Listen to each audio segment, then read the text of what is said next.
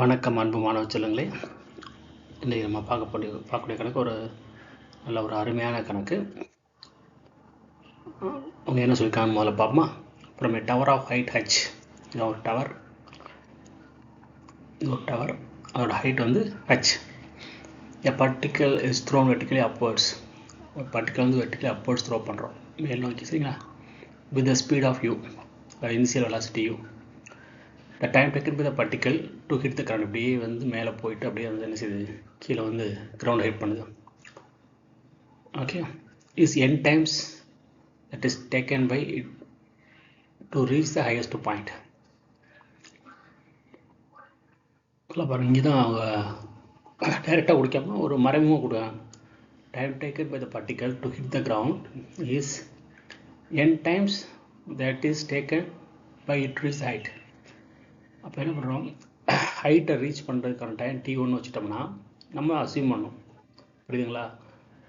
அவங்க என்னென்னு கொடுக்கல, நம்மளே அசியூம் பண்ணணும். சப்போஸ் ஹைட்டு இங்கேருந்து அந்த பீக் ஹைட் ரீச் பண்ணக்கூடிய டைம் t1 வச்சுட்டோம்னா கிரவுண்டை ரீச் பண்ணுறதுக்கான டைம் வந்து n டைம்ஸ் t1 அப்படின்றாங்க, சரிங்களா.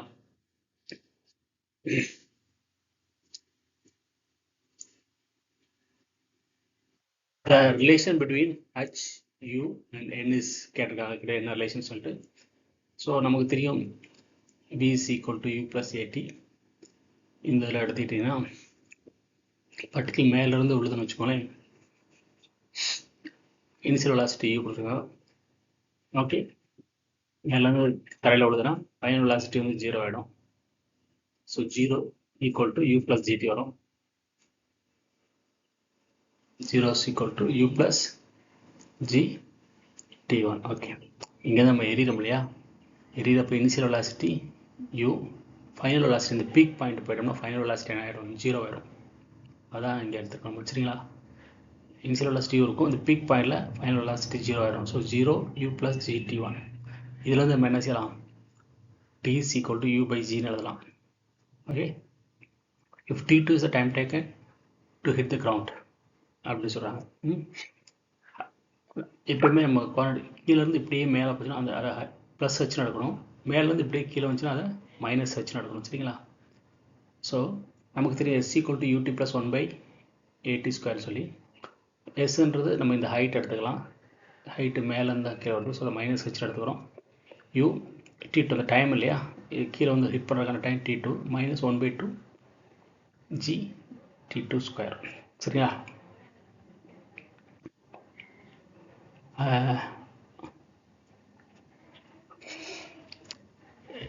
இங்கே ஜி இருக்கு இல்லையா, ஏக்கு பதிலாக நம்ம என்ன செய்கிறோம், ஜி யூஸ் பண்ணுறோம். எக்ஸலரேஷன் என்ன பண்ணுது, கிரவுண்ட் நோக்கி வருது இல்லையா.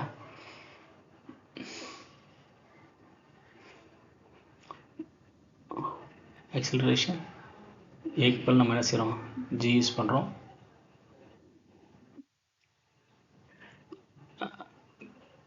நம்ம t2 தான் கால்குலேட் பண்ணோம், மேலேருந்து என்ன செய்யுது, கீழே வருது. ஸோ இதுக்கு வந்து இங்கே மைனஸ் ஜி யூஸ் பண்ணுறோம், அதனால தான் இங்கே மைனஸ் 1/2 g t2 ஸ்கொயர்னு வருது, சரிங்களா.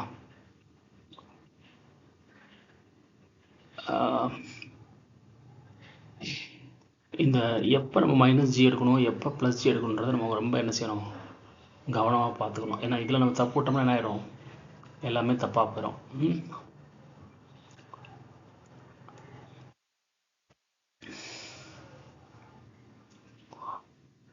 இவங்க என்ன பண்ணிருக்காங்கன்னா, இதுக்கு வந்து ரெஃபரன்ஸ் ஃப்ரேம் இந்த இடத்துல இருக்காங்க, அதாவது இது ரெஃபரன்ஸ் ஃப்ரேம் எடுத்துட்டு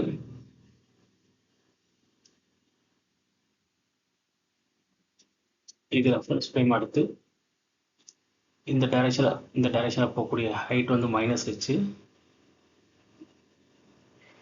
ஜி வந்து மைனஸ் ஜி அப்படி எடுத்துருக்காங்க, சரிங்களா.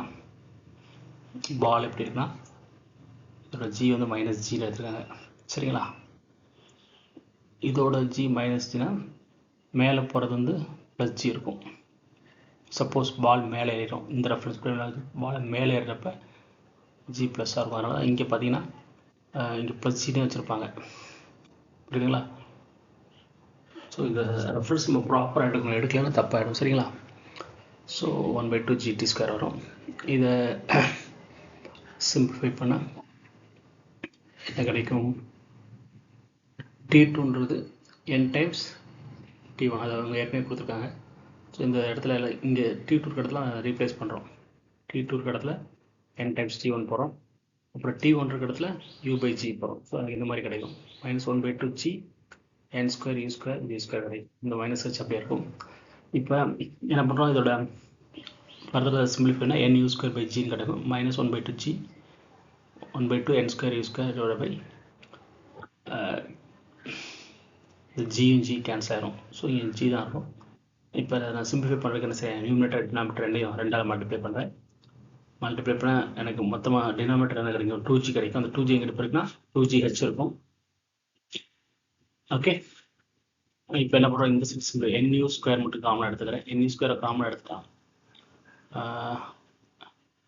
nu ஸ்கொயரை காமனாக எடுத்தா இங்கே இதில் ஒரு nu ஸ்கொயரை காமனாக எடுத்துட்டா 2g இருக்கும். ஸோ இங்கே வந்து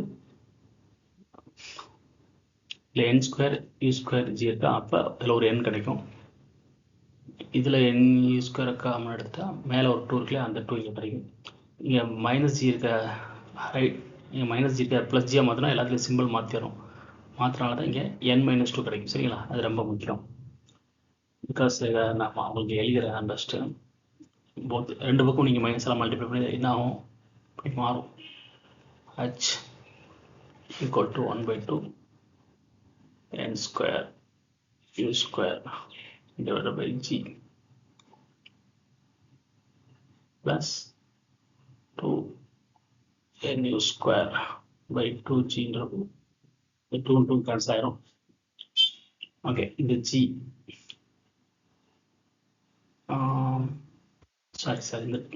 இந்த g கேன்சல் பண்ணக்கூடாது.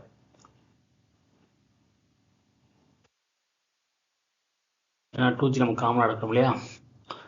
ஸோ இதை சிம்பிளிஃபை பண்ண என்ன கிடைக்கும்?